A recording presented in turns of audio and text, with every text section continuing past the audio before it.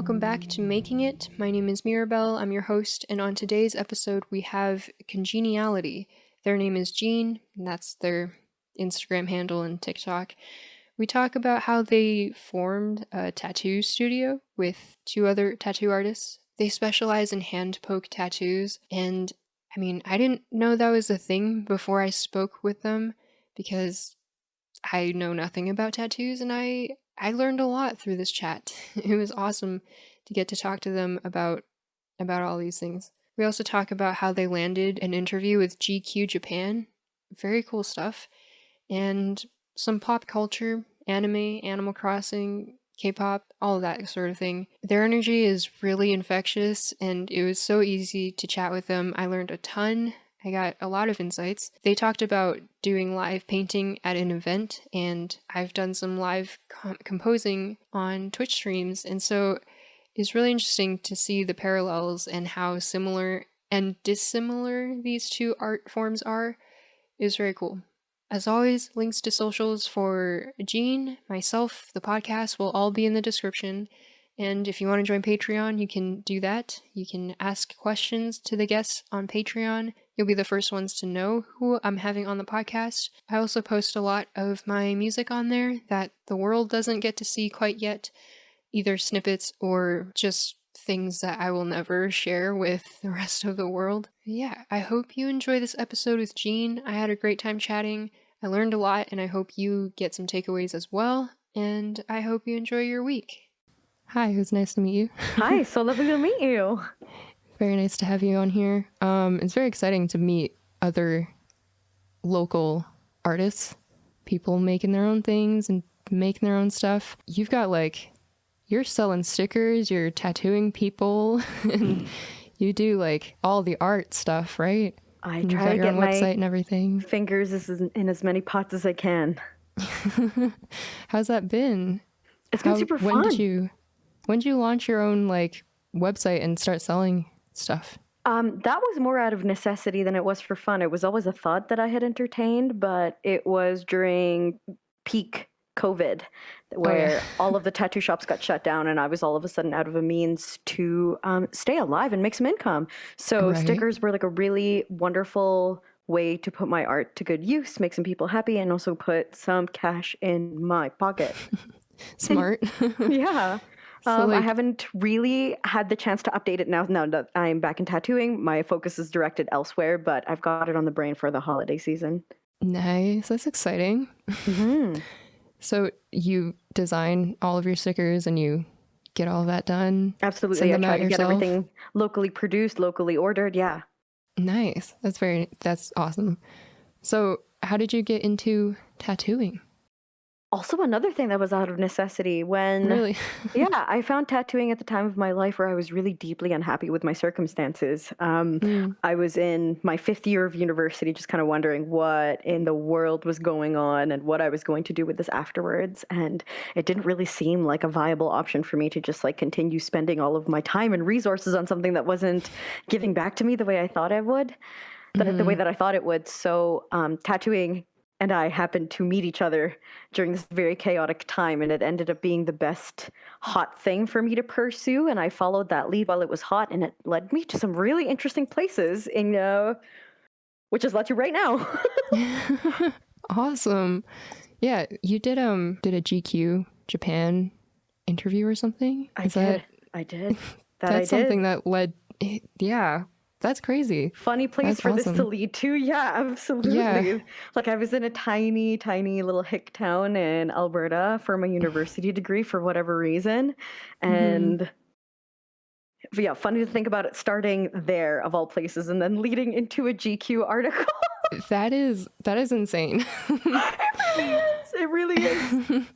How long has it been since you started tattooing to where you are right now? It has been literally almost 3 blissful years to the day coming up pretty soon here. Oh, nice. So it's still pretty recent, but also enough time where I'm hey, I kind of feel like I know what's going on. Yeah. Yeah. Do you have an anniversary celebration or anything? Yes, it is the first day of the first tattoo that I gave myself. That is actual day 1 for me. Oh, really, cool. Really solidifies the whole experience, I feel like, when I can quantify the time like that. Yeah. How do you even tattoo yourself? It's really tough. I'm not gonna lie. It is really hard to get a tattoo in and of itself, but like having to give yourself one and receive it at the same time. Right. It's a pretty intense mix. Yeah. I mean, does it hurt? I don't have any tattoos, so I don't know anything about tattoos. Goodness. So wow. You're a rare breed now, certainly. I know. Yeah. Intense. Definitely intense. Really cool. For sure. Yeah. How does one even like get into start tattooing or learn how to use the things? Yes, absolutely. Well, my story is unique in the sense that I didn't really follow the traditional heavy quotation mark path of tattooing, in the sense that I never got a formal apprenticeship. I was never formally trained by anybody. I did receive a mentorship, which was very valuable to me, but I was self-taught through and through. Oh, whoa. So I picked it up on my own, and the mentorship that I received was more for the back end of things. Like I really learned how to order supplies, stock things, have paperwork, take care of the legal end of things, how to apply for a business license, how to get insurance, that kind of mentorship. Because I totally would not have known how to figure those things out. I mean, I'm sure I would have eventually, but it was definitely very helpful to have somebody who was already doing those things be able to put me on the right path. I had a thought about tattooing, and I didn't stop thinking about it. Ooh. I really, really wanted this, so that's how this came to be. Well, congrats getting yourself to where you are now. Thank you. That's awesome. Do your tattoos have any significance, or do you kind of do things based off of like the aesthetics? Both. I feel like every single piece of flash that I put out is a part of me. Oh yeah. It is always inevitably a part of me. I don't put out anything that I don't feel wholly proud of. Most of the time I am thinking about the crowd that is going to be receiving this, so I do draw with them in mind. I'm like, oh, what would make them happy today? Oh, it's a like cute little symbiosis of like, yes, I'm happy to make whatever the heck I want to do, but I'm also knowing that it's going to be received by certain people. So fun little mutual relationship we got going on. Yeah, you've really crafted like your online presence, I think, on Instagram, and you use TikTok, and your videos and your little daily like outfits of the day or whatever it is is very cute. Thank you. It's like it's easy to see your personality, and it's really cool. I definitely try to put that out there as much as possible. I feel like it really lends people to know who I am before they even step in. Yeah, because it's a pretty vulnerable thing to have somebody mark you. Yeah, exactly. It's permanent. Yeah, and now the market is so saturated with people that you can actually choose who you want to go to. And you can choose people for their artistry in and of itself, which is fine and beautiful and great, but you can also choose people for the artists, the artistry, and also the people that they are behind all of this, which is fun. Yeah, that's awesome. How would you define your style? My style is playful, it's quirky, it's very fun, it's always a little bit magical, and it's always evocative. Yeah. Of something else behind this. I really encourage people to name most of their pieces. Most of my pieces are creatures, so I really encourage people to like what are they about? Tell me. Like, what world do they live in your head, on your body? Ooh. That's awesome. The kind of play that I really invite into my work. Yeah, that's really cool. And everybody has such a different story. Absolutely. Yeah, exactly. Everyone's perspective is different. Absolutely. Yeah. Do people like respond to you or like come talk to you after they get tattoos, being like, it's been a while now and I really enjoy it? Or I usually hear it during. Yeah. People are so forthcoming about their emotions. It's really sweet. This isn't the case with every artist, but I am very open, and I think that lends people to feeling open enough themselves to want to share some things that are a little bit vulnerable. And I think some people feel shy about gratitude, but it's always so wonderful to hear. And I always directly ask, like right before the end of the appointment, like, how was your handpoke experience? And then people have the chance then to actually like recount the time that they had to me and also to themselves. Yeah, that's amazing. We talk about like in like music, it's a very vulnerable thing. Totally. As musicians, we're sharing our thoughts and feelings usually most of the time and creating that in through music. But like, I don't think I've never really thought about it in the way of tattoos. Like art, yeah, but tattoos, I've never really thought of it that way. Yeah, I think there is a Patreon question of related to this. I'm ready. Yeah, so Fong asks, how do you create such a personal and meaningful experience with your clients? And how different does it feel from session to session? And what makes a difference? And also, do you connect with every or any tattoo that you put on your clients? Oh, what poignant questions. Thank you so much. I know, right? Goodness. Wow. Can you repeat the first part of the question to me? Yeah, so how do you create such a personal and meaningful experience with your clients? Which I guess you kind of touched on with being open. Totally. Yeah. I lay down some ground rules pretty early on with every single session. I always make it very known that the session is in their hands. I am here to facilitate this tattoo, but ultimately this is your tattoo and your experience. I let them know right beforehand one of the most anxiety-inducing parts of the whole experience is the stencil placement, because some people feel very anxious about asking again to move it because that requires like wiping, having to do the whole thing again, and that can be a heavily anxiety-inducing part of the whole process. So like putting that right off the bat, like, hey, I'm just letting you know that you don't have to feel nervous about letting me know if this isn't the perfect placement for you, because if it's not a unanimous yes, it's a no, which is like I say this every single time, and that is a great precedent, I think, to let people feel comfortable voicing their thoughts. So it starts from there. It really starts from there. So from there on out, I really, before I start tattooing, I always ask if you're ready and if I have your consent to begin, and then I start asking about your life. Because number one, I'm very curious about your life. Number two, it also keeps you super distracted from the fact that I'm stabbing you.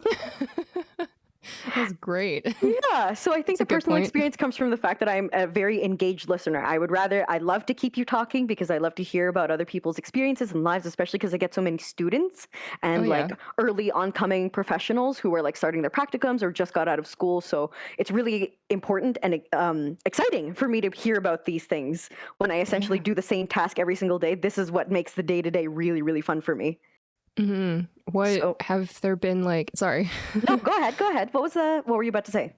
I was just gonna ask if like, what's like the craziest story that someone's told you, or person that you've met, or I mean, I meet somebody that blows my mind like every 3 days. One of the wildest things that I've ever encountered, though, was somebody who came in with a lot of like very personal issues that ended up with a very formal separation. Okay. Legally. Oh. One might call it divorce. And I may have had a direct hand. Oh my goodness. Because as I'm listening to these things, I'm like, oh man, for sure I have my professional service provider hat on, but on the other hand, I'm like, oh my God, Shorty, do you hear this? Like, am I allowed to say something here? Whoa. So yeah, it gets a little funny, a little intense in that sense. But again, that's what makes my job so fun and interesting and zesty. We really do love to see it. Oh man. But do some people then kind of see you as their like therapist? Maybe unintentionally, but intentionally so. That has happened. I mean, as with any service provider position, I feel like hairdressers get this a lot too. Right. With any service provider position where we're spending a lot of time together and there's some like silence involved, like for getting your hair bleached, I'm with you for at least 3-4 hours, you know, and I'm trapped in this chair, you're trapped on my bed, it's just me and you. So what else can we do but either crank the music up or talk? So therapy happens sometimes. I am getting a lot better about putting my foot down and like setting those boundaries. Totally redirecting conversations where I'm like, you know what, maybe we don't need to do this right now. Maybe we can just keep it at lighthearted pee-pee poo-poo time, which is exactly where I thrive. So that's great. That's like one thing that I've been struggling with a little bit of, setting up boundaries or being comfortable with saying no to people. Goodness, yes. Yeah. Yeah. I feel like you probably have to deal with that a lot more. It's a skill. It's a skill. I'm still developing the skill too. It doesn't come easy. Yeah. Do you ever have to turn down any clients?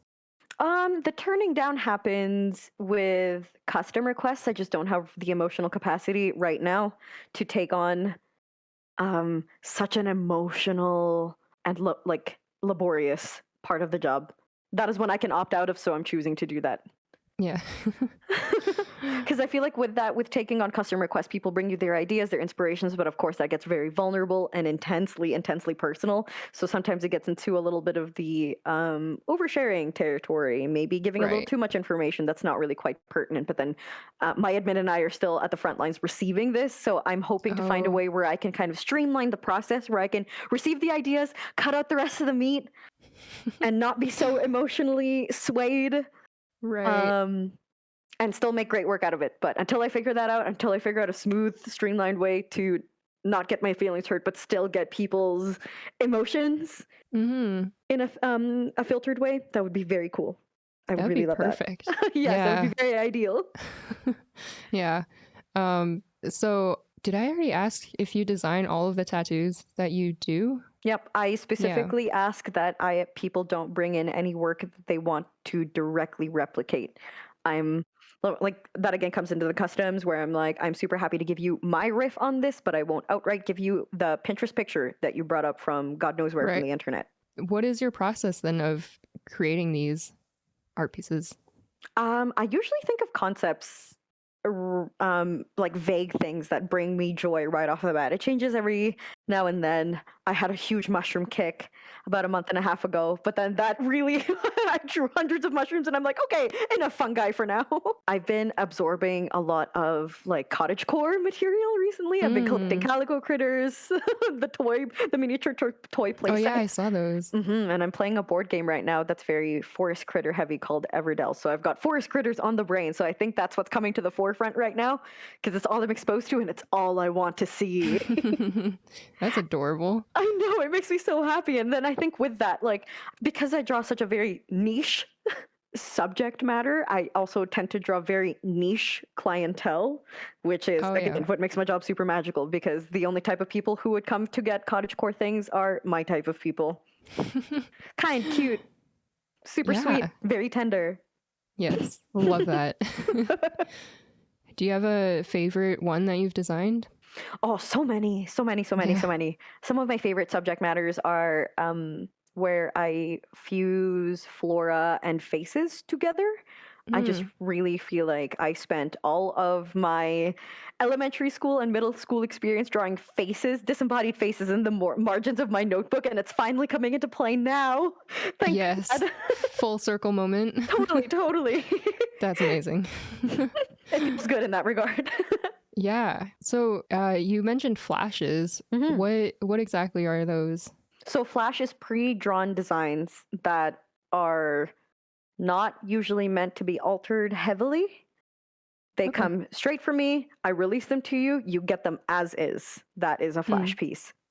And do you do these like for specific time frames? Like this flash thing is going on for this month and then next month is something different? I release every couple of weeks. At least I try to. I can control the flow of my schedule depending on my release. So if I feel like I'm getting really overwhelmed, I just like won't drop anything for a little bit just to try and slow the traffic down. But if I feel like I'm like, oh my God, I really need to pay my rent, I will just drop 10 sheets at the drop of a hat. Like put out all of the content ever. Exactly. Yeah. So yeah, the content is absolutely determined by what my needs are in the month and where I'm at emotionally. So I've seen like that you do some events around town and you do some live painting. Yeah, I've done some live painting. I like to do markets as well, where I actually get to sell my prints and stickers in person and actually get to tell people about hand poke tattooing in person as we go. I also like to be the door person for other people doing tattooing. Like, for example, my studio mate Kyle was actually live tattooing at an event in the city called Secret Shop. And I wanted to get us some extra publicity and also be his door person so that I was blocking people so that they weren't just like nosing around in his work area. So yeah, I love to do events. I love to get involved in the city. I love to meet the community. I love to be in the middle of the action. Yeah. And the Sweet. live painting was a really fun experience. I got Do you do it a invited. lot? That was my first time ever doing it, but I got invited to do it again, and I would 100% agree. I would Yeah. absolutely pull up and do this again. The fun thing about that was that it was totally not planned. I literally went in there with no game plan. Oh, yeah? I went in Oh. no game plan. They just had a theme. They were like, please focus on something like Filipino centered, and I was like, okay, sure. Mhm. What Literally came in was with no preconception, just drew it all on the spot. what was the basis of this event again? It was run by a Filipinx group that was raising money for disenfranchised families in the city, and it was a fundraiser event. So they were auctioning off all of the artwork that was produced from the Sweet. live art event. Yeah, it's pretty tight. It's pretty tight. Did you feel any like pressure while you were doing it when you were creating, having people walk around or look staring? Staring over my shoulder, yes, because I'm really small and I can feel the presence of somebody behind me very intensely. Yeah. I don't love having people watch me. Yeah, either when I'm creating, so I get very like, hello. Do you have any questions, or do you just want to keep walking? Yeah, right. Like, am I doing a good job? Yeah, do you at least want to tell me what you're thinking about? You're just kind of standing there. No, but it's fun in and of itself. I feel like it's just a different thing to get used to. I definitely tried to curve those moments into, please talk to me. Please just stand here and watch me. Please ask me something. Did you ever just like turn around and initiate a conversation, or 100%? Yeah. It's just talking to other people, but it's just my anxiety coming full force. And with no game plan too, that must have been. Well, did that come fast? Did your idea just kind of come when you started, or did you? Yeah. I was just standing it up on an easel looking at the blank canvas, and all I had was a drafting pencil in my hand, and then my hands just started drawing a face. So I'm like, okay, we're going with a lady with national flowers. Boom, there it was. your middle school paper margin drawings coming back. Exactly, coming back full force. It's really just instinct at this point. Yeah. Because I've done I stream on Twitch, and so I've done a couple of live compositions on there where I'm just kind of like improving and then making a composition as you go along. Totally. Yeah. And it was fun, but it was also, I got to a point where I was kind of like, people are watching. Like, this is kind of strange. Very self-conscious now. And suddenly I'm like not focusing so much on the music of the creating. I'm just like focusing on giving you the prompt that you asked for. Yeah. Like, you're looking at me. What am I doing? I don't even know anymore. I don't even know. I just feel like I have to entertain you. I like to do these things as well on my Instagram. Sometimes I'll just open up an ask box and ask people for prompts.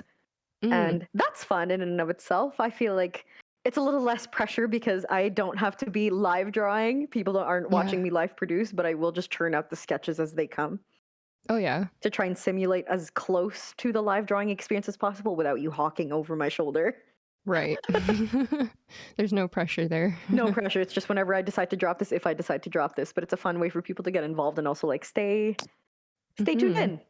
Yeah. See how it's made. Do these become tattoos or anything? Or eventually, are these just the sketches? Exactly. So some of them, most of them actually end up being released. Some of them I've been sitting on because I'm just waiting for the right time to drop this, and it's not now.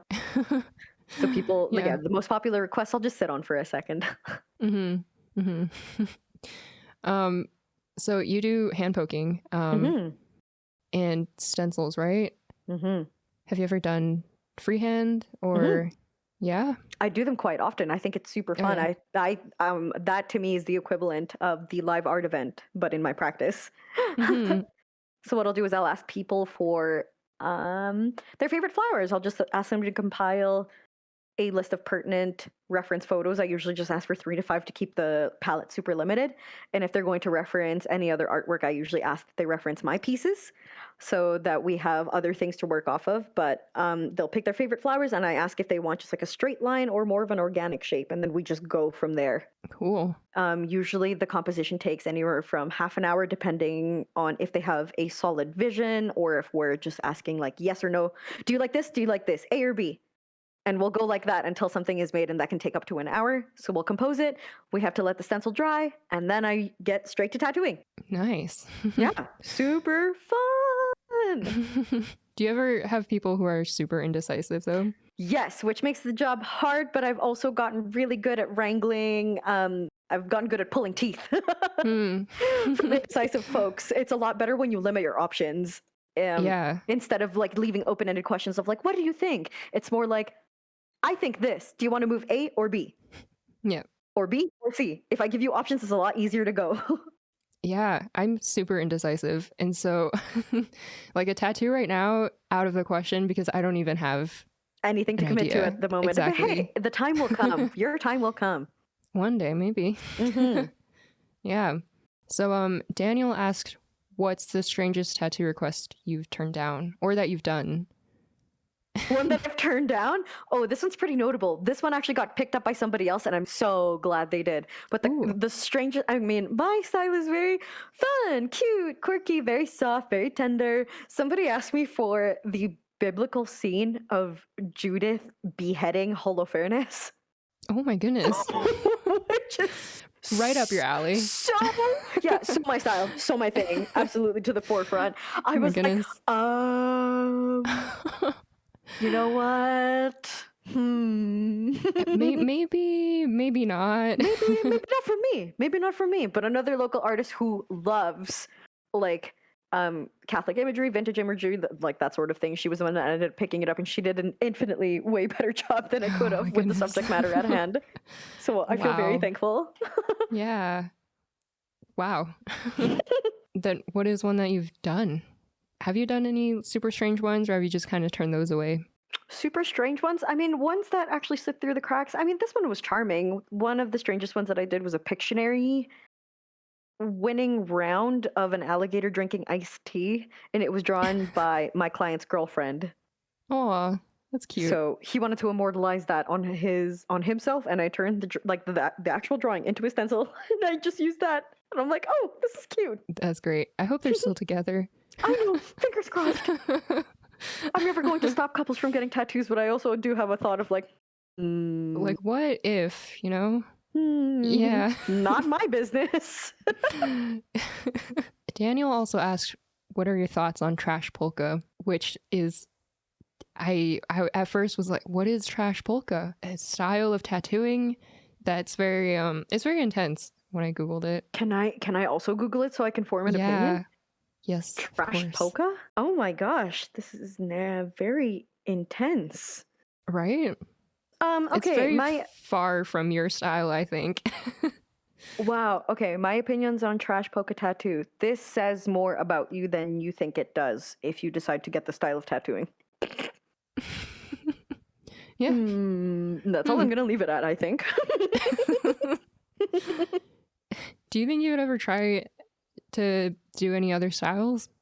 Absolutely, absolutely. I mean, I would incorporate elements. I can definitely see myself incorporate, like, taking this whole concept with the red blast and minimalizing it, so it's not so yeah, like in your face. I totally see the appeal. I am just not the clientele built for this style of tattooing, nor am I the artist built for this style of tattooing. Fair enough. And so thank you, Daniel, for this very intense question. Yeah, right. I was like, what is trash polka? Oh, why do I have to Google this? Thank you, Daniel. I learned something new today. DJ, he asks about tattooing and body shapes and body shapes changing. And so he says, where on the body do tattoos typically turn out to be the worst placement over time? Maybe due to like weight gain or loss or distortion, skin stretching, stuff like that.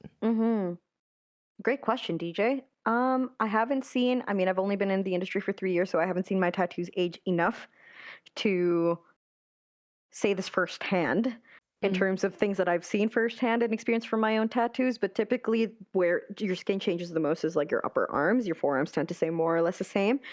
Same with your legs, like your thighs change more than the bottom half, like your calves. So I feel like if your tattoos were to distort, it would be around the wrappier areas. So like less at the front, but more around the side and the back. This would absolutely be a changing and warping position throughout the course of your lifetime. I feel like the only one where it would really, really matter is like the inside here. Other than that, I feel like your skin like is elastic. It will grow and change with you over time. So I feel like if you are super concerned about this, stay on your forearms, stay on your shins, stay on your ankles. Those don't change too much. Caution with your upper bicep and your upper thighs and your stomach. Oh, do people do that? Stomach tattoos? Yeah, it's super intense. I've never gotten there yet personally, but after having seen my studio mate go through it, I don't know if I would ever voluntarily do this. Ooh. Yeah. I do want to get my neck done, but also a hard sell. That sounds like it hurt a lot. Yeah, truly. Thank you for this poignant question, DJ. Very cool. Yeah. How many tattoos do you have? Fabulous question. Over 20, maybe under 30. I stopped counting. Oh, really? Yeah, I lost count. How many of those did you give yourself? I have given myself 1, 2, 3, 4, 5, 6 tattoos. Dang. Do some of them have stories, right? Yeah, I mean, there's the Beyond My Knee, which is the very first tattoo I ever did, and I'm never going to touch it up because I feel like there is a huge value and sentiment in not being able to go back to being this naive and being. Yeah, being. So yeah, that in and of itself is like a preservation of this very special time in my life, the very first time I ever tattooed. The second one was right afterwards. I felt like there was a huge leap in my improvement in the second month when I tattooed myself again. So I was like, tight. Sweet. My first machine tattoo was in the middle. I mean, my first machine tattoo is actually really unforgettable because I did it in the middle of the heat wave earlier this year, where it was like a ripping 40 degrees outside. Oh my goodness. And it was also a ripping 40 degrees inside because I couldn't escape it. Yeah. So I don't think I'm ever going to forget that experience, and then walking home in the blistering hot sun with my very fresh, angry tattoo. Ooh. Yeah. Wow. So do you prefer hand pokes then over machine? Oh my god, yes! No contest. It's not even a close contest. How come? I love it for a variety of different reasons. I just feel like a hand poke is very hard to come by professionally. Less so nowadays, now that with the the boost of this practice coming into play. But at least locally, there's not as many people to choose from, whereas you can choose a machine artist very, very easily in a variety of different forms. So that in and of itself already makes me more niche. And the fact that this is my niche, hand poking is so much less painful than regular machine tattooing. I mean, that is just a general thing that I say because that is how I experienced it, and that's how most people experience it. Everybody's pain tolerance is different, but for the most part, it doesn't cause as much violence literally upon your skin. It is not as physically traumatic as having a needle oscillating and slicing through you very quickly through a short span of time. Yeah, so hand poking is very low, slow, intentional, meditative. The buzzing of the machine is also like completely eradicated from the situation. So it's just me and you having a chat. And if you find that you want to like tune out and just have a quiet, peaceful moment enjoying the process of getting tattooed, I'm super happy to like honor that. Otherwise, the silence that happens within the practice is actually what I use to connect with people. So I really do think that hand poking, especially if you're getting like small to medium sized pieces, is the most superior way to get tattooed. It's so comfortable. Like, why wouldn't you want to do this? You can achieve a lot of different things, obviously, with machine, and it's a totally different, it's just a totally different beast. But if hand poking, if you have a style, if you have an artist that can hand poke in a style that you really like, I don't see why you shouldn't go for it. It's just such a wonderful way to get introduced into the world of tattooing before you decide to go get blasted with a machine. Sweet. That's a cool explanation.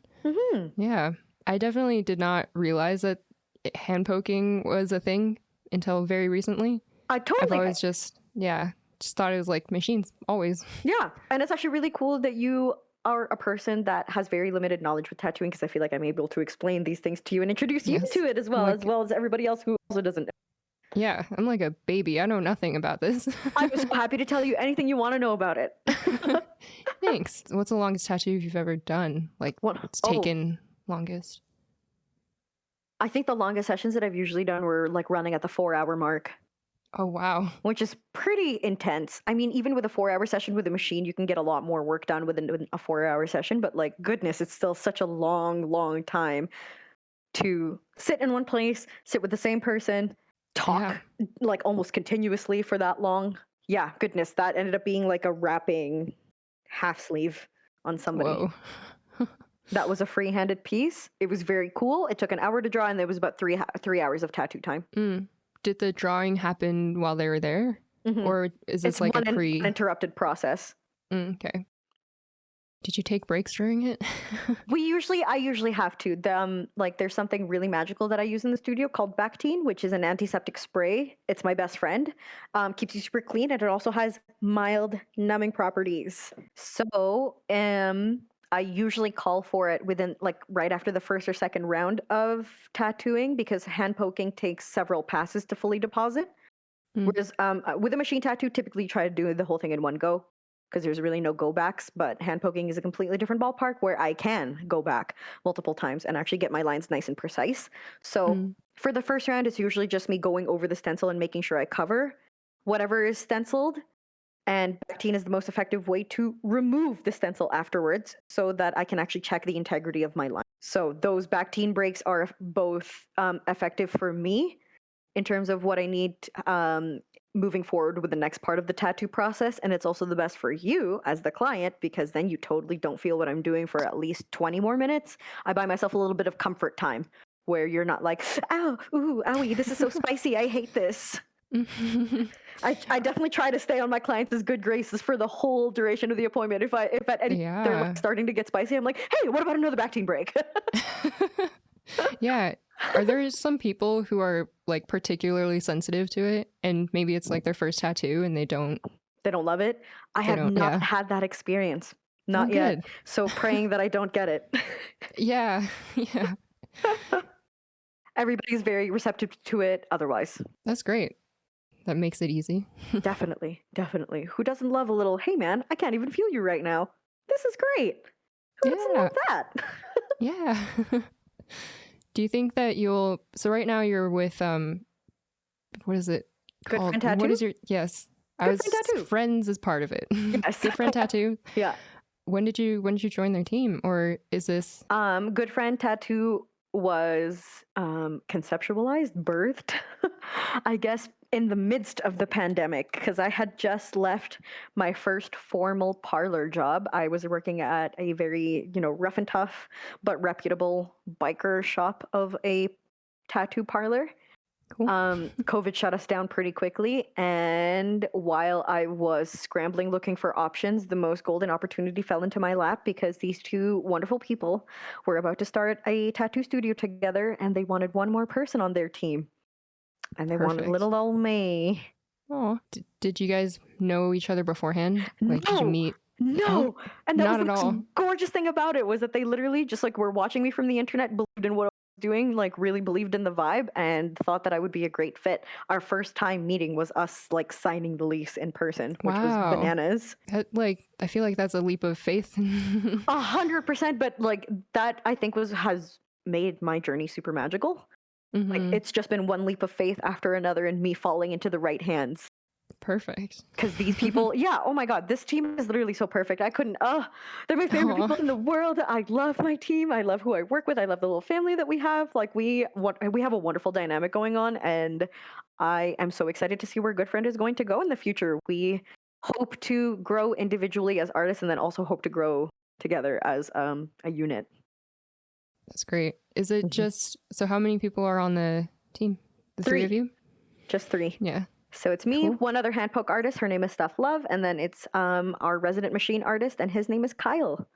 Cool. Mm-hmm. Sweet. Really, really good people. Their handles are cute.butweird and at it's.tatty.time on Instagram. Check my friends out. Yeah, I'll link everybody. Thank you. Yeah, for sure. So how did the GQ thing come about? Oh goodness. Oh my goodness. That was an unprecedented, serendipitous stroke of luck. I really can't believe this. This interview was originally offered to somebody else who was living in Tokyo, but they didn't feel right taking it and pitched my name to the editor. Oh, So do you the know this editor, person? no, not personally, which is like the most think about this because I'm Wow. like, huh? So, huh? You gave up this interview? What? Yeah. They just like knew what I was doing and knew the impact that I was making on the community, or at least they saw that I was making an impact on the community and really believed in it and wanted to put my name forward. And then when I got the very suspicious looking DM in my Instagram, I literally could not believe it. So I did some deep FBI digging to make sure that everything was kosher, and everything was.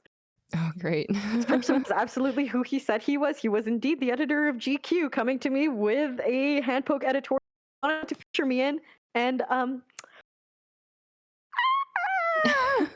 Congratulations. Thank you. It's amazing. So Yeah. cool. A cold DM. I cold DM'd you, and I was like, "Hey, do you want to do this podcast?" Yeah. Oh my god! And I cold DM'd the people that I did my first guest spots with. So like, yeah, sometimes Sweet. just sticking your neck out there really does a body good. Really does an opportunity well. Yeah. I don't know if I would, if I had gotten that DM though that you did, I would probably have just like dismissed it. Ignored it. Yeah, totally. I originally thought about dismissing it, but then I was like, what if this was? What if? Like, yeah, my first thought was, this is too good to be true. And I'm like, what if it was true? What if I actually bought into my own fantasy for a second? So glad I didn't. Holy moly. Wow. Yeah. Did they like find you on, did this person, that Tokyo tattoo artist, did they know you from Instagram or TikTok or? They're actually a Calgary local that moved to Tokyo. Oh. Which is like baffling. I'm like, whoa, yeah, whoa. I think we maybe knew each other briefly because they used to work at a plant place that I used to frequent. And I was close with one of their coworkers. That was our mutual link. But I'm like, how did we know each other? I don't know if we met. Yeah. But like, very cool of you to believe in me. I love you for the shout. To you, Janae. Love you, baby. That's so sweet. Is this plant place the place in Inglewood by any chance? Yeah. Yes. I love that place. I love that place a lot. I have some more Patreon questions. Ready for Patreon. Ready. Yeah. Okay. So from DJ again. Oh. Hello, DJ. Are recommendations favoring mostly simple / line art / black ink tattoos, or do colored ones hold up well? Oh, black for sure holds the best out of all the pigments. Colored tattoos fade over time, and depending on how they were deposited, they may look murkier than others. Depending on your artist, POC don't react well to color for the most part, especially with red pigments, red and green. And red, like any adjacent colors from those, POC tend to struggle with, especially in the summer. Like I, for one, have tattoos. I have this pink set of flowers that I got, I think, like right when I was 18. And every single year in the summer, the pink puffs up, only the pink. Really? So color can cause irritation throughout the course of your life. It's not something that ever goes away. It might be seasonal. Mine is triggered by the heat. Mine is also triggered by extremely dry winter dryness. So yeah, it depends on your aesthetic, and it depends on who you are as a person. But for the most part, black work forever. It holds up the best over time. But also don't let me discourage you from getting colored tattoos. They're sick as fuck. Yeah.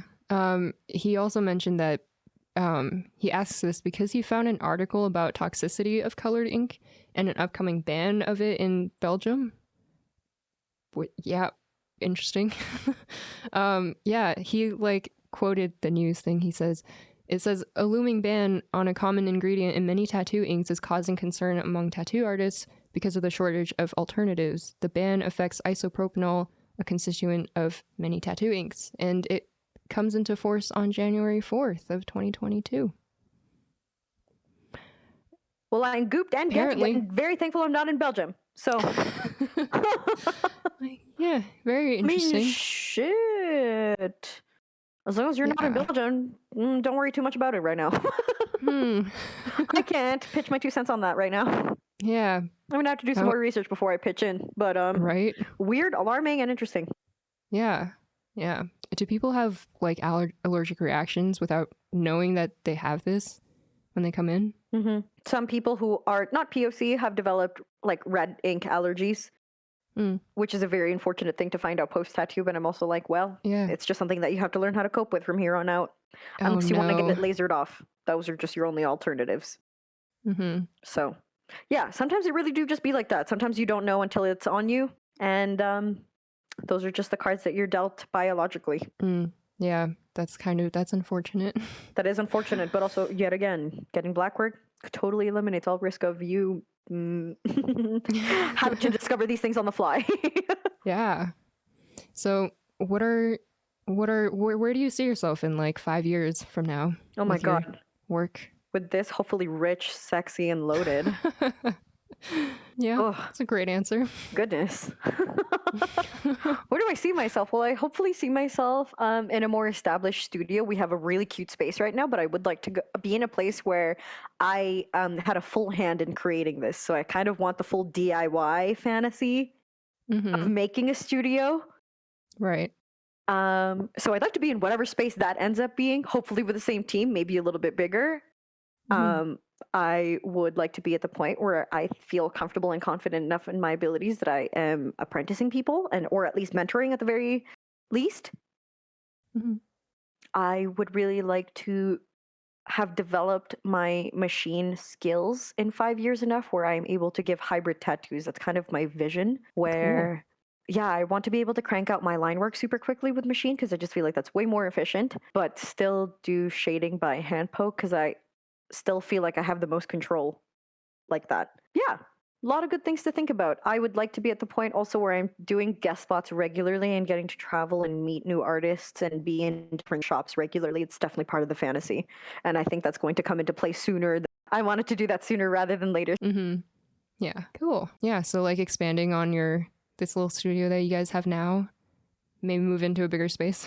Maybe move into a bigger space, maybe accumulate more people, but definitely improving our practices, expanding our community. I would like to have a better link with like organizations or nonprofits that we can actually regularly link up with and donate to, because I want our studio to have a real impact on the local community that we serve. And traveling with guest spots and getting to meet new cool people and new cool studios.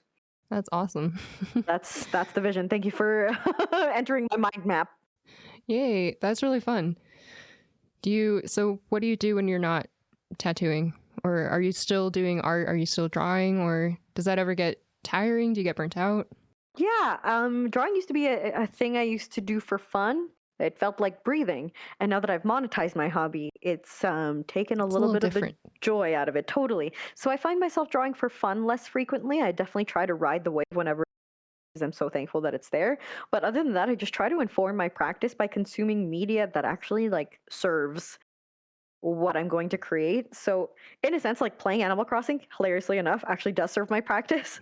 Oh, because it's very like the game is very stimulating and inspiring to me. So I find that like stimulating downtime really important. I also watch a lot of anime in my downtime because number one, I love it. Number two, it's really inspiring to me. Number three, I am just a diehard nerd, and I feel like I could not have a life that doesn't involve animated media. What's your favorite anime? Full Metal Alchemist Brotherhood, no contest. Everybody else get out of the way. I can't say that I've watched too much anime, so a shame. Another thing I could introduce you to. Really, I'm just an endless resource for nerdery. The last couple animes I watched were Demon Slayer. Amazing. Haikyuu. Great choice. Amazing. Yeah. Good choice. Wow. Iron-Blooded Orphans. Haven't heard of that one. Interesting. That one's a Gundam one and all about war. And yeah. I do love mechas. Anime hurts. Anime hurts, but I love the way it hurts, because when it hurts, then I start to draw. Then I'm like, oh man, I gotta channel this hurt into something. Yeah. I feel like it's so much easier to make things when you're upset when you're hurting. But I definitely am trying to rewire that because, yeah, when my art used to come from like a really emotional, sad place, I would definitely make stuff that felt inspired. But it was also like, man, this is a permanent reminder of like that shitty time that I went through, or like this is something I really don't want to remember like this. So I definitely try to get into moods where I'm creating more from like, I'm excited, I'm happy to be here, instead of like, whoa, I feel deep, dark, and dank, and I need an escape. Do you think that though over time you can come back to that feeling with a different perspective? Absolutely. Like Absolutely. whatever happened then? Yeah. Revisiting things from a more informed perspective. Hindsight. Yeah, exactly. Yeah.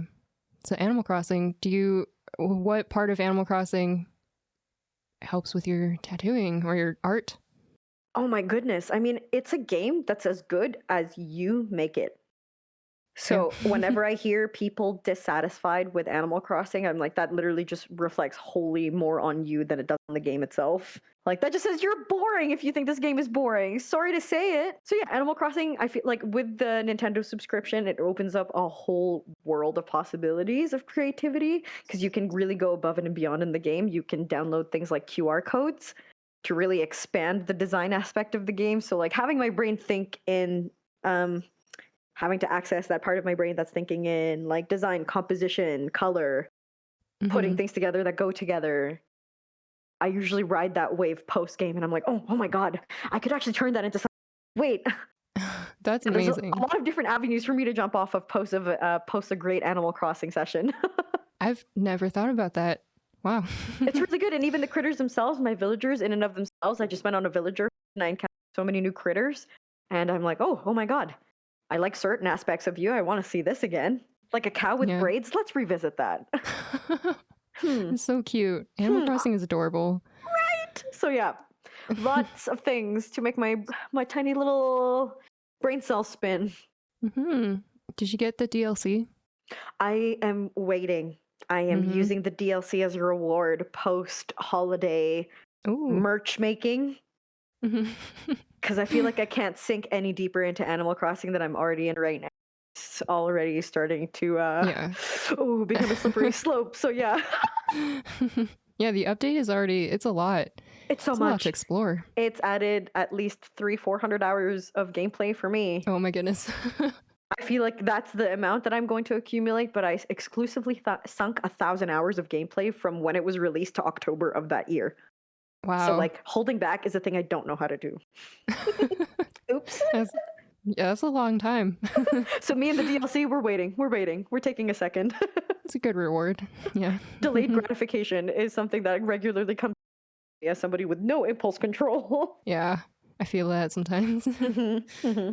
For your merch, are you doing anything more than stickers? Do you have any plans for more than that? Huge plans. I am hoping that my partner and I can rig together a home silk screen press. I want to make shirts. I want to make totes. I want to be able to like silk screen merch like that instead of having to manufacture it. Having to manufacture it locally wouldn't be the worst thing, but I definitely want my hand in making my products, I think, at least for the first couple of rounds. There's a certain joy in actually having done this yourself and like selling this like you with your own two hands, outsourcing it to somebody else, right? So shirts and totes are definitely looming on the horizon. And in terms of Good Friend, we want to make merch that's very specific to the studio because we want to make special bundles, special like giveaway bundles for people who complete the holy trifecta. So for people who have gotten tattooed by all three artists, we want to give swag bag or bundle of our art of some variety. So we're thinking of maybe a poster, maybe some buttons, definitely totes. Fun things to expand on for people who are loyal to the studio and loyal to us. We want to make it special, sweeten the pot a little. Yeah, it's very exciting. Because the loyalty is no joke. Like you could go anywhere in the city, and we definitely appreciate that people not only choose to come to us individually, but also choose to hit all three artists in the studio. Like, mwah, we love these special people so much. Yeah, it's really nice to have some. It's really an interesting thing to have people support your art. And support your whole endeavor as a studio as well. Yeah. Sometimes I'm like, why are you Why? Why are you Why? okay, why me? Why coming to me? Why But me? also thank you, me. Thank Exactly. you for coming to me. Exactly. Like, geez, God, thanks for choosing me, but also I can't believe you chose me. Yeah. Cool. Especially like that moment comes every single time somebody chooses me for a first tattoo. I feel like the Aw. honor and the absolute like sheer brilliance of it never really wears off. I'm like, that is so freaking cool that you are full of anxiety, have done your research, have really like combed through the artist and ultimately chose me as your entry point. Mhm. Like, oh my God. Yeah. My heart, It my must be soul. really special. So special. It never wears off. It never ever gets old for me. Yeah. I hope it never does. I don't think it will. Yeah, I hope so too. I am so obsessed with my job and the people in it that I don't think it ever will. It's so exciting to see other people so passionate about their art and what they're Oh, making. It's so totally. great. It's like, I Yeah. think that's part of what draws people in. They're like, I love watching you having fun. I'm like, all I do is have fun. Yeah. Do Kyle and Steph, do, Hmm. do your art styles, are they very different? Are they similar at all, or I would say Steph and I have a more related art style because we curate our artwork for Handpoke, but the way mm, that we handle our line work is completely different. Like Steph's style is a lot more playful and loose, whereas like while my subject matter is playful and loose, my technique is a little bit tighter in terms of line work. And Kyle has a very contemporary style of tattooing. Both he has both a very loose style of tattooing and loose work. So yeah. I love it though. His like, oh, I just can't capture the playfulness of Kyle's stuff. It's really fun. Awesome. Yeah. I should go stalk them. Yeah, I should go stalk them after please this. do a deep internet deep dive. Yeah. Do many tattoo artists do social media work? Or is this something Oh, that's special to you, do you think? in terms of like making social media work for them? Yeah, I Hmm. guess. I feel like I have a very different experience with the social media realm than a few other artists do, just because I feel like I have a hand in a couple of different pots. Like my involvement with TikTok brought my profile up to a certain degree that I didn't anticipate. Mm. I got a lot more traction this year than I totally would have anticipated because of doing a couple of silly little dancey dances on Mhm. a popular teenage platform. um, so yeah, having like 50,000 followers there, and then like plugging my Instagram, and then having people follow me on there, like the local reach was really cool. I feel like Mhm. the way I run my Instagram is also a little bit different. Artists are a little bit, they keep it very art forward, whereas I definitely try to keep my social media well rounded in the sense that, like, yes, I want to post art. You're also going to get tattoo content, like tattoo process content. I always try to post my stencil peel so you see what's going on. And then I also Mhm. try to involve myself in my social media without being obnoxious because I want you to know what I look like. I want the vibe I give off. I want you to know who I Yeah. am. And I want you to feel like you would not be afraid to approach me. Mhm. Yeah. That definitely comes off. You Thank seem you. like a very nice, easily approachable person. Thank you. Thank you. I That's try. great. Do you ever get like tired of talking to your clients though? Only when it comes to a really exhausting subject matter that's really draining, but otherwise, I tend to hit a sweet spot with my clientele. Either we find common ground, which is always the most ideal. Like we find out we Of both course. like anime or K-pop, and it's just like right off the bat for like another hour, and then I'm like, honestly, I'm kind of sad you have to go. Why did you size this tattoo so small? You have to go now. Oh. We're not done yet. And then when I'm struggling in terms of like commonalities, I keep people talking about their life because there's always something interesting going on in somebody's life. I feel like even if they don't see it as interesting, I'm like, I want Mhm. to know more about the weird hyperfixation that you've been going on at the very least. Tell me about your weird YouTube rabbit holes. Who's your celebrity crushes that you know insanely large gossip on? Like, Mhm. I love that. you know, what's the drama in your workplace? Oh, and she Spill the said, tea. "What? No way. Yeah. Amazing. There's always a fun avenue to harp on. Yeah. I Sweet. find deep pleasure in finding those avenues. Yeah, it's awesome. I love like connecting to people. Although I am introverted and so it's a little bit harder sometimes. Oh, but you're my favorite type of person because I just want to crack you open like an egg. Like, what's in And there? I'm yeah. Yeah, and I'm like becoming a little bit more open with everybody and like on my Twitch streams recently, I asked people you know the 36 questions to fall in love? Oh my god, yes. Yeah, I started asking those on my stream, and it's actually very interesting when people are comfortable to share. Totally. It's really When awesome. they like share poignantly, you're like, oh, that's a different approach, or like, oh, that's insightful. Yeah. That's also like the reason for this podcast. I was like, I really want to talk to other creatives, and so this is the thing now. And here we are doing it. Wow. Yeah. Look at you. Thank Look at you so much. coming out of your comfort zone to do this. Proud of you. Yeah. Thanks. It's really fun, actually. Good. Yeah. I guess one last question. Yeah. Who is your celebrity crush? Oh, you just mentioned that. Oh my goodness. I mean, are we talking about Western media, or can I talk about the whole realm of Asian media as well? I go for it. Do whatever. I'm not very much connected though with the whole like Asian side of media, K-pop and stuff. Totally. But feel free to share. I mean, if I may take this platform to absolutely go off about my favorite girl group.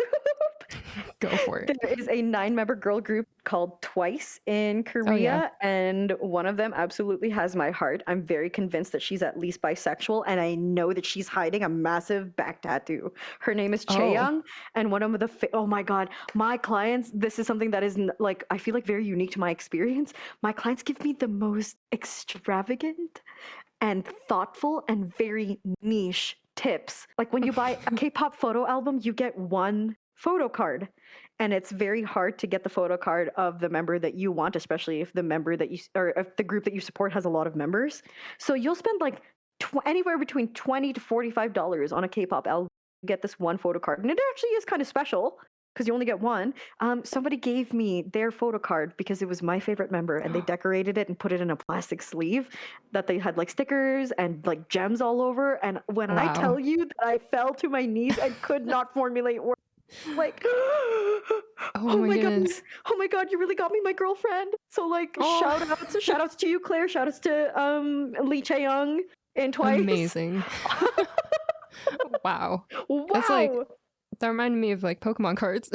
Yeah, truly, but like all the more nerdy, all the more satisfying to. And if we're talking about Western media, Zendaya, yes. Mwah. Oh, she's amazing. Really, truly God's favorite. I'm so happy to be out here. Also, Megan Thee Stallion and I have the exact same birthday, so she also has a special place in my heart. Oh, wow. When's your birthday? Legends only, February 15, 1995. So me and Megan Thee Stallion, Aquarius, royalty. Did you watch Dune? I did watch Dune. I also read Dune before it came out. Oh. Am I allowed to talk about Dune in this? Yeah, this is gonna be out in like January or February. Like, yeah. Yeah. Spoiler alert. If people haven't watched it yet, at this point, this is your own fault. Yeah. I was dissatisfied with the way that they handled like the massive concepts in the book. I feel like if I didn't read the book and have context beforehand, I wouldn't know what was going on. And even though I did know what was going on, I still didn't know what was going on because they threw these words at me and then moved on. I'm like, I was quite confused for some time. This was so poorly laid out, I feel like. And yes, it's a massive universe, but I'm like, if you were going to break this up into a 2-3 part movie anyways, you could have taken your time. I mean, the movie was really long anyway, though. Yeah, an insanely long movie, and I feel like it was a huge sit, and I didn't even get that much information out of it in the grand scheme of things. I'm like, who are you? What do you do? Where are we? Like, I know exactly where we are, but I'm still like, huh? Why did you choose to lay it out like this? You're silly. Really? This is silliness. Did you read it beforehand? I did not read it. Oh my goodness. I just feel like without contextualizing how powerful Paul's mom is, Paul makes no sense in this movie. Because Paul's mom, Jessica, she's a bad bitch. She is. She's supposed to be a bitch. You only get a snippet of that. There's like a tiny bit of that near the end of the movie, though. Like, yes, but I feel like also with the acting choices that were made by the actress, I was like, just like poised and well kept together, and like one of her best attributes is her mental fortitude. But in the actor's side of it, she chose to play her very like I'm like, oh, boo. Oh. So anyway, as a huge overcritical nerd, I was only medium satisfied with it. Visually, it was a spectacle. Also, why did Zendaya only get 4 full minutes in this movie? I was gonna say, she was barely in it. Literally. And I just had to stare at Timothée Chalamet's gaunt face for a little too long, waiting for her. I'm like, hello? Where is she? Zendaya? Yeah. She's like her bloody hand. That's all you get. I'm like, dude. Anyway. Yeah, well, until Dune Part 2. Until Dune Part 2, let's revisit this with some more firm opinions. If this podcast is still going, hopefully it's still going. Hopefully there's a Part 2. Absolutely. We can just talk about Dune. And any Patreon questions, I'm super happy to answer. Yeah. In the future. I gotta say, though, the music and the sound effects were pretty enticing. Sound design, gorgeous. Absolutely gorgeous. Visual effects also really wonderful. Yeah. Yeah. Cool. Anyway, thanks so much for coming on this podcast. Thank you so much for inviting me. I really appreciate having a chance to talk with you and having a chance to share some insight on handpoke and what I do. Yeah. So where can people find you on the internets? You can find me on Instagram at Conjeaniality, Conjeaniality, and you can find me under the same handle on TikTok if you feel like looking at some of my shenanigans. Otherwise, come book in with me. I usually book about a month or two in advance. I'm not taking custom requests, but you can always find my flash in my highlights, and you can always find my frequently asked questions somewhere in my highlights as well if you ever have any questions. And if you just want to come up and chat with me, DMs. Hey. Let's talk about anime. Let's talk tattoos. Nice. Awesome. Thanks so much. Thank you so much. Yeah. Bye. Bye.